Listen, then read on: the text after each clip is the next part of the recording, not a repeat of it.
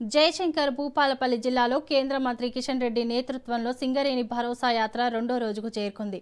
భూపాలపల్లిలోని కేటీకే8 గనిని సందర్శించిన కేంద్ర మంత్రికి సింగరేణి కార్మికులు ఘనంగా స్వాగతం పలికారు. కార్మికులు తమ చేతులతో సిద్ధం చేసిన అల్పాహారాన్ని ఎంతో ఆప్యాయంగా తినిపించగా కిషన్ రెడ్డి వారితో ఆత్మీయంగా ముచ్చటించి కొత్త ఉత్సాహాన్ని నింపారు. గత బీఆర్ఎస్, ప్రస్తుత కాంగ్రెస్ ప్రభుత్వాల తీరుపై తీవ్ర స్థాయిలో కిషన్ రెడ్డి ధ్వజమెత్తారు. సింగరేణిని కేసీఆర్ కుటుంబం తన జేబు సంస్థగా మార్చి 15 ఏళ్లు వెనుకకు నెట్టిందని మండిపడ్డారు. రేవంత్ రెడ్డి పాలనలో జెన్కో అప్పులు 26,875 కోట్ల రూపాయలకు చేరాయని, అప్పుల కోసం సీఎం రేవంత్ తమను బెదిరిస్తున్నారని సంచలనమైన వ్యాఖ్యలు చేశారు. నైనికోల్ బ్లాక్ వాటాల కోసం రాష్ట్ర మంత్రులు గ్రూపులుగా మారి రోడ్డున పడ్డారని కిషన్ రెడ్డి విమర్శించారు.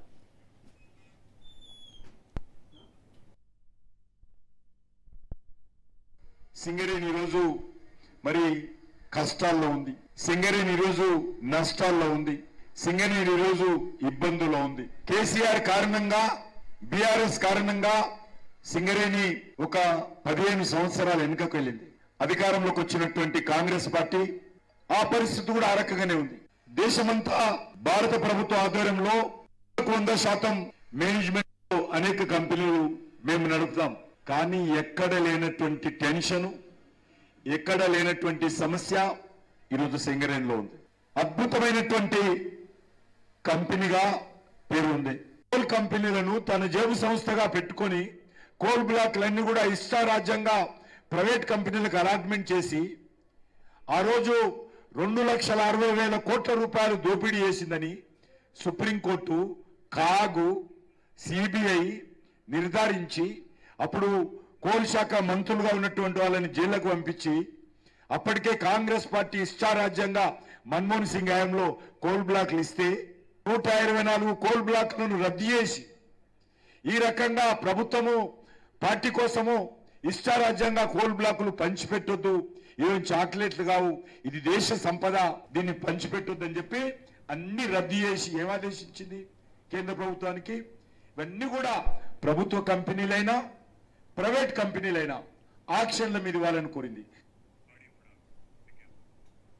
రేవంత్ రెడ్డి వ్యాఖ్యలపై మాజీ మంత్రి పువ్వాడ అజయ్ కుమార్ తీవ్ర స్థాయిలో మండిపడ్డారు.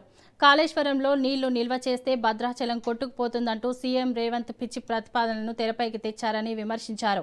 అసలు భద్రాచలానికి ముప్పు పొంచి ఉన్నదని, పోలవరం ప్రాజెక్టు బ్యాక్ వాటర్ వల్లేనని, కాళేశ్వరం వల్ల కాదనే విషయాన్ని ఆయన స్పష్టం చేశారు.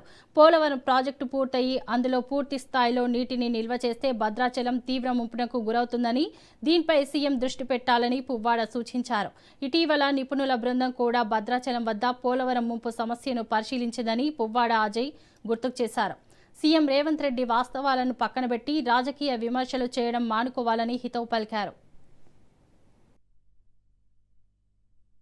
అక్కడ నీళ్లు నిలబడితే భద్రాచలం మునిగిపోద్దని చెప్పి ఒక పిచ్చి ప్రతిపాదన తీసుకొచ్చి ప్రజల్ని భయభ్రాంతులు చేయటం అన్నమాట.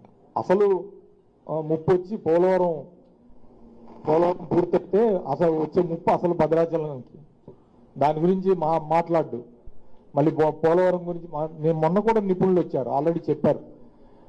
పోలవరం పూర్తయి నీళ్లు నిలబెడితే వాళ్ళు 2028-29 పూర్తి చేస్తూ ఉంటున్నారు. పూర్తి చేస్తే పోలవరం దగ్గర ఫుల్ కెపాసిటీకి నీళ్లు కనుక వాళ్ళు వాడుకుంటే దాన్ని బ్యాక్ వాటర్స్ భద్రాచలం దగ్గర ఏ మేర నిలబడతాయి, కంటిన్యూస్గా ఏ మేర ఉంటాయి, దాని మీద ఈ వరద వస్తే భద్రాచలం ఏమైంది అనేది ఆలోచించండి. అంతేగాని కన్నెపల్లి దగ్గర ఇప్పుడు వచ్చి మేడిగడ్డ దగ్గర వచ్చే 1,00,000 క్యూసెక్లకి మీరు భద్రాచలం ప్రజలను ఎందుకు భయప్రాంతులు చేస్తున్నారు రేవంత్ రెడ్డి గారు అని నేను అడుగుతాను.